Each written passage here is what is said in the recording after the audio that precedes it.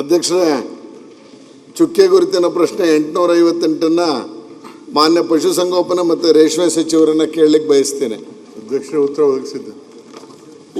ಒದಗಿಸಿದ್ದಾರೆ. ಅಧ್ಯಕ್ಷರೇ, ಮೈಸೂರು KSIC ಏನು ಇದಕ್ಕೆ ಸಂಬಂಧಪಟ್ಟಂಗೆ ಕಳೆದ 3 ವರ್ಷದ ಲಾಭದ ಬಗ್ಗೆ ಮೊದಲನೇ ಪ್ರಶ್ನೆ ಕೇಳಿದ್ರೆ, ಎರಡನೇದು KSICಯಲ್ಲಿ ತಯಾರಾಗುವಂಥ ಸೀರೆ ಭಾಳ ಡಿಮ್ಯಾಂಡ್ ಇದೆ. ಅಧ್ಯಕ್ಷರೇ, ಇವತ್ತು ಎಷ್ಟರ ಮಟ್ಟಿಗೆ ಡಿಮ್ಯಾಂಡ್ ಇದೆ ಅಂತ ಹೇಳಿದ್ರೆ, ಮೈಸೂರು ಮತ್ತು ಮೈಸೂರಿನ ಹೊರಗಡೆ ಜನ ಬೆಳಗ್ಗೆ 3 ಗಂಟೆಗೆ ಬಂದು KSIC ಬಾಗಿಲಲ್ಲಿ ನಿಂತ್ಕೊಂಡು ಟೋಕನ್ಗೆ ಕಾಯ್ತಾ ಇರುವಂಥ ಪರಿಸ್ಥಿತಿ ಬಂದಿದೆ. ಅಧ್ಯಕ್ಷರೇ, ಬೆಳಗ್ಗೆ 3 ಗಂಟೆಯಿಂದ ಸುಮಾರು 6-6:30ವರೆಗೆ ಒಂದು 500-600 ಜನ ಕ್ಯೂ ನಿಂತ್ಕೋತಾರೆ. ಅಧ್ಯಕ್ಷರೇ, ಇದನ್ನು ತಪ್ಪಿಸ್ಬೇಕು ಅಂದರೆ ಜನಕ್ಕೆ ರೇಷ್ಮೆ ಸೀರೆ ಆ ಮಾರಾಟ ಮಳಿಗೆಯಲ್ಲಿ ಫ್ಯಾಕ್ಟ್ರಿ ಒಳಗೆ ಸಿಗುವ ರೀತಿಯಲ್ಲಿ ವ್ಯವಸ್ಥೆ ಮಾಡಬೇಕು ಅನ್ನೋದು ಇದರ ಕಳಕಳಿ. ಅಧ್ಯಕ್ಷರೇ, ಎರಡನೇದು KSIC ಫ್ಯಾಕ್ಟ್ರಿಯ ಏನು ಸೀರೆಗಳಿಗೆ ಎಲ್ಲ ಕಡೆಯಿಂದ ಡಿಮ್ಯಾಂಡ್ ಇದೆ. ಶಾಸಕರು ಅದಲ್ಲದೆ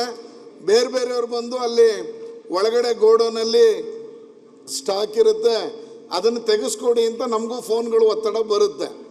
ಆದರೆ ಸಮಸ್ಯೆ ಇರೋದೇನು ಅಂದರೆ, ಇವರ ಉತ್ತರದ ಪ್ರಕಾರ ಪ್ರತಿನಿತ್ಯ ಸುಮಾರು 200-250 ಸೀರೆಗಳು ಪ್ರತಿನಿತ್ಯ ತಯಾರಾಗುತ್ತೆ ರೇಷ್ಮೆ ಸೀರೆ ಅಂತ ಇದೆ. ಇದನ್ನು ಜಾಸ್ತಿ ಮಾಡಲಿಕ್ಕೆ ಜನಕ್ಕೆ ಈಗ ಸೀರೆ ಬೇಕು ಅಂದಾಗ ಹೆಂಗಿದು ಇದು ಒಂದು ಪ್ರಾಫಿಟ್ ಉದ್ಯಮ, ಇದನ್ನು ಜಾಸ್ತಿ ಮಾಡಲಿಕ್ಕೆ ಸರ್ಕಾರ ಹೆಚ್ಚಿನ ಬಂಡವಾಳ ಹಾಕಿದ್ರೆ ಏನು ಸೀರೆಗೆ ಡಿಮ್ಯಾಂಡ್ ಇದೆಯೋ ಆ ಡಿಮ್ಯಾಂಡನ್ನು ಫುಲ್ಫಿಲ್ ಮಾಡೋಕ್ಕಾಗತ್ತೆ. ಅದ್ರ ಬಗ್ಗೆ ಸಚಿವರ ಗಮನವನ್ನು ಸೆಳೀತಾ ಇದ್ದೀನಿ. ಮಾನ್ಯ ಸಚಿವರು. ಅಧ್ಯಕ್ಷರೇ, ನಾನು ಭಾಳ ವಿವರವಾಗಿ ಮಾನ್ಯ ಸದಸ್ಯರಿಗೆ ಉತ್ತರ ಕೊಟ್ಟಿದ್ದೇನೆ. ಅವರು ನಮ್ಮ ಮೈಸೂರು ಸಿಲ್ಕ್ ಸೀರೆಗಳಿಗೆ ಭಾಳ ಡಿಮ್ಯಾಂಡ್ ಇದೆ ಅಂತ ಹೇಳ್ತಾರೆ, ನಮಗೂ ಗೊತ್ತಿರ್ತಕ್ಕಂಥ ವಿಚಾರ.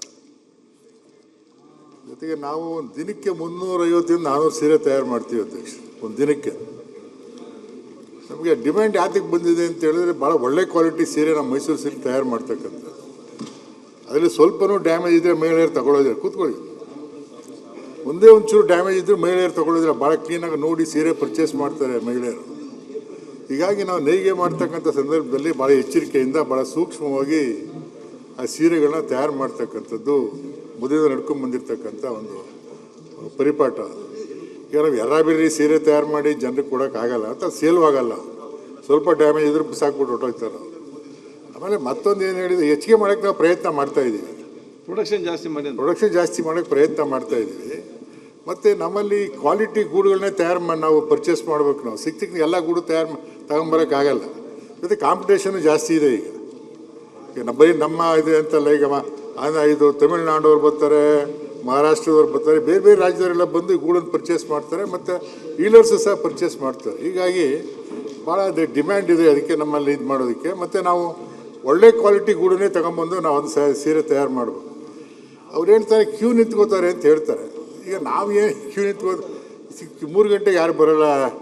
ನಮ್ಮ ಶ್ರೀವತ್ಸ ಅವ್ರಿಗೆ 3 ಗಂಟೆಗೆ ಯಾರು ಬರೋಲ್ಲ. 3 ಗಂಟೆಗೆ ಯಾರು ಬರ್ತಾರೆ, ಈ ಸೆಕೆಂಡ್ ಸೇಲ್ ಅಂತ ಮಾಡ್ತೀವಿ ನಾವು.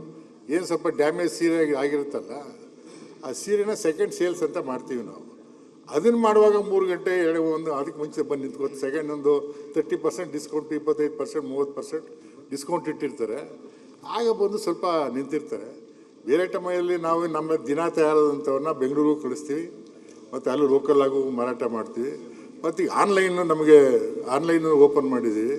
ನಾನು ಅದನ್ನು ಯೋಚನೆ ಮಾಡ್ತಾಯಿದ್ದೀನಿ ಅಧ್ಯಕ್ಷ, ಆನ್ಲೈನು ನಿಲ್ಲಿಸ್ಬೇಕು ಅಂತ ಯೋಚನೆ ಎಲ್ಲ. ಯಾಕೆಂದರೆ ಇಡೀ ದೇಶಾದ್ಯಂತ ಎಲ್ಲ ಆನ್ಲೈನಲ್ಲಿ ಮಾಡಬೇಕು ಅಂತ ಇದೆ. ಲೋಕಲಾಗಿ ಜನಕ್ಕೆ ಕೊಡೋಣ ಮೊದಲು ಅಂತೇಳಿ ಹೆಚ್ಚಿಗೆ ನಮ್ಮ ತಯಾರಿ ಸೀರೆಗಳನ್ನ ಹೆಚ್ಚಿಗೆ ಮಾಡಿದ ಮೇಲೆ ಬೇರೆಯವ್ರಿಗೆ ಕೊಡ್ತಕ್ಕಂಥ ಪ್ರತಿಪಕ್ಷ ಸರ್. ಒಂದು ಸೆಕೆಂಡ್ ಶ್ರೀವಾಸ್ತವ್. ಒಂದೇ ನಿಮಿಷ ಅಧ್ಯಕ್ಷರೇ, ಮಂತ್ರಿಗಳು ಏನೋ ಭಾಳ ಬಡಾಯಿ ಥರ ಕೊಚ್ಕೊತಾ ಇದ್ರು. ಹಿಂಗಾಗಿದೆ ಹಂಗಾಗಿದೆ, ಏನೋ ಒಂದು ಸಣ್ಣ ಹೆಚ್ಚು ಕಮ್ಮಿ ಆದ್ರೆ ನಾವು ಮುಟ್ಟಲ್ಲ ಅಂತೇಳಿ. ನಾನು ಅಲ್ಲಿ ಭೇಟಿ ಮಾಡಿದ್ದೆ ಅಧ್ಯಕ್ಷರೇ. ಅಲ್ಲಿ ಕೆಲಸ ಮಾಡ್ತಾ ಇದ್ದಾರಲ್ಲ, 3,000 ರೂಪಾಯಿ ಕೆಲಸ ಮಾಡ್ತಾ ಇದ್ದಾರೆ. ಅವರೇನೋ ಗರಿಮೆ ಅಂದ್ರಲ್ಲ, 3,000 ರೂಪಾಯಿ ಕೆಲಸ ಮಾಡ್ತಾ ಇದ್ದಾರೆ. 11 ತಿಂಗಳು 3,000 ಕೆಲಸ ಮಾಡ್ತಾರೆ. ಲೆಕ್ಕ ಹಾಕೊಳ್ಳಿ ಯಾಕೆ ಬದುಕಬೇಕು ಅವರು ಅಂತ. ಆಮೇಲೆ ಅಪಾಯಿಂಟ್ಮೆಂಟ್ ಆದಮೇಲೆ 15,000 16,000 ರೂಪಾಯಿ ಅಪಾಯಿಂಟ್ಮೆಂಟ್ ಆದಮೇಲೆ ಅವ್ರಿಗೆ ಕನ್ಫರ್ಮ್ ಆದಮೇಲೆ ಈಗೇನು ಮನೆ ಆಳ ಕೆಲಸ ಮಾಡ್ತಾ ಇದ್ದಾರೆ ಅಂದರೆ ನಾನು ಹೇಳ್ತೀನಿ, ಇಷ್ಟಾದ ಮೇಲೆ ಎಷ್ಟು ಲಾಭ ಮಾಡಿದ್ದಾರೆ ಅಧ್ಯಕ್ಷರೇ? 96 ಕೋಟಿ ಲಾಭ ಮಾಡಿದ್ದಾರೆ ಈ ವರ್ಷ. 96,000 ಲಾಭ ಮಾಡಿರೋದು, ಕ್ರೋರ್. 96 ಕೋಟಿ ಲಾಭ ಮಾಡಿದ್ದಾರೆ, ಲೆಕ್ಕ ಹಾಕೊಳ್ಳಿ. ಅಂಥ ಸಂಸ್ಥೆನ ಮುಚ್ಚಕ್ಕೆ ಹೊರಟಿದ್ದಾರೆ ಈಗ. ಅಲ್ಲಿರೋಂಥ ಪ್ರಿಯಾಂಕ್ 16 ಸಚಿವರು ಅಲ್ಲಿರೋಂಥ 12 ಎಕರೆ ಜಾಗ ಯಾರೋ ಮೈಸೂರು ಮಹಾರಾಜರು ಹಿಂದೆ ಅವರು, ಈಗ ನಿಮ್ಮ ಸಲಹೆ ಏನೀಗ? ಅದನ್ನ ನಾನು ಹೇಳ್ತಾ ಇರೋದು, ಅವ್ರು ಹೇಳಿದ್ರಲ್ಲ ನಾನು ಆಗ ಮಾಡ್ತಾ ಇದ್ದೀನಿ ಈಗ ಮಾಡ್ತಾ ಇದ್ದೀನಿ. ಫಸ್ಟ್ ಅದು ಮುಚ್ಚಬೇಡಿ ನೀವು. ಅಲ್ಲಿ ಗ್ರೌಂಡ್ ಮಾಡಕ್ಕೆ ಹೊರಟಿದ್ದಾರೆ. ಯಾರೋ ಪುಣ್ಯಾತ್ಮ ಮಹಾರಾಜರು ಮಾಡಿದ್ದು ಹಿಂದೆ, ಆ ಕಾಲದಲ್ಲಿ ಮಾಡಿರೋಂಥದ್ದು. ಲಾಭ ಬರ್ತಾ ಇದೆ. ರೇಷ್ಮೆ ಸೀರೆಗೆ ಅದೇನೋ ಹೇಳ್ತಾರಲ್ಲ, ನಾನು ಹೋಗಿದ್ದೆ, 3 ಗಂಟೆ ಕ್ಯೂ ನಿಂತ್ಕೊಂತಾರೆ. ಅದು 1 ಅವರಲ್ಲಿ ಎಲ್ಲ ಸೇಲ್ ಆಗಿ ಹೋಗ್ತೈತೆ. ಅದನ್ನು ಇಂಪ್ರೂವ್ ಮಾಡಬೇಕು, ಅದನ್ನು ಮುಚ್ಚಬೇಕು. ಆ ಜಾಗನೇ ಯಾಕೆ ಈಗ ನೀವು ಪರಬಾರೆ ಮಾಡ್ತಾ ಇದ್ದೀರ? ನಿಮ್ಗೆ ಬೇರೆ ಇಲ್ವಾ ಜಾಗ? ತಗೊಳ್ಳಿ ದುಡ್ಡು ಕೊಟ್ಟು. ಸುತ್ತು ಲೇಔಟ್ ಮಾಡಿದ್ದಾರೆ ಅಧ್ಯಕ್ಷರೇ, 500,000 ಎಕರೆ ಲೇಔಟ್ಗಳು ಮಾಡಿದ್ದಾರೆ ಅಲ್ಲಿ ಸುತ್ತು, ಆ ಏರಿಯಾ ಸುತ್ತೂರು. ಅವ್ರಿಗೆಲ್ಲ ಜಮೀನು ಸಿಗುತ್ತೆ, ಇವ್ರಿಗೆ ಜಮೀನು ಸಿಗಲ್ಲ. ಅಂದರೆ 96 ಕೋಟಿ ಲಾಭ ಮಾಡಿರೋಂಥ ಒಂದು ಸಂಸ್ಥೆಯನ್ನು ಮುಚ್ಚಾಕ ಹೊರಟಿದ್ದಾರೆ. ಅದನ್ನು ಕೂಡಲೇ ರದ್ದು ಮಾಡಬೇಕು ಅಂತ ನಾನು ಆಗ್ರಹ ಮಾಡ್ತಾ ಇದ್ದೀನಿ. ರದ್ದು ಮಾಡಬೇಕು ಕೂಡ. ಇಲ್ಲ ಅಂತ ಹೇಳಿದ್ರೆ ಇದು ಸಂಸ್ಥೆ ಅಂದರೆ ಸರ್ಕಾರಿ ಸಂಸ್ಥೆಗಳು ಲಾಭ ಮಾಡೋದೇ ಕಡಿಮೆ, 90% ಲಾಭ ಮಾಡಲ್ಲ. ಯಾವುದೋ ಕೆಲವು ಸೋಪ್ ಫ್ಯಾಕ್ಟ್ರಿ, ಈ ಥರ ಸಿಲ್ಕು, ಈ ಥರದವ್ರು ಮಾಡ್ತಾರೆ. ಇದ್ರೂ ನೀವು ಮುಳುಗ್ಸಕ್ಕೆ ಹೊರಟ್ರೆ ಏನು ಲಾಭಿ ಇದೆಯಾ? ಬೇರೆ ಲಾಭಿ ನಿಮ್ಮ ಬೇರೆ ಸಲಹೆ ಹತ್ರ ನೀವು ದುಡ್ಡು ಬೇರೆ ಸಿಲ್ಕ್ ತಗೊಳಕ, ಚೈನಾಯಿಂದ ಸಿಲ್ಕ್ ತಗೊಳಕ್ಕೆ, ಬೇರೆಯವರಿಂದ ಪಾರ್ಟಿ ಬೇರೆ ಪ್ರೈವೇಟ್ ಅವರೆಲ್ಲ ಸಿಲ್ಕ್ ಸಪ್ಲೈ ಮಾಡಕ್ಕೆ ರೆಡಿ ಇದ್ದಾರೆ.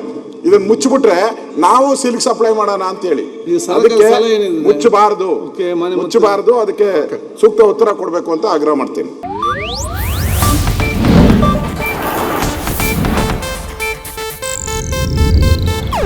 ಇದು ಏಷ್ಯಾನೆಟ್ ನ್ಯೂಸ್ ನೆಟ್ವರ್ಕ್ ಪ್ರಸ್ತುತಿ.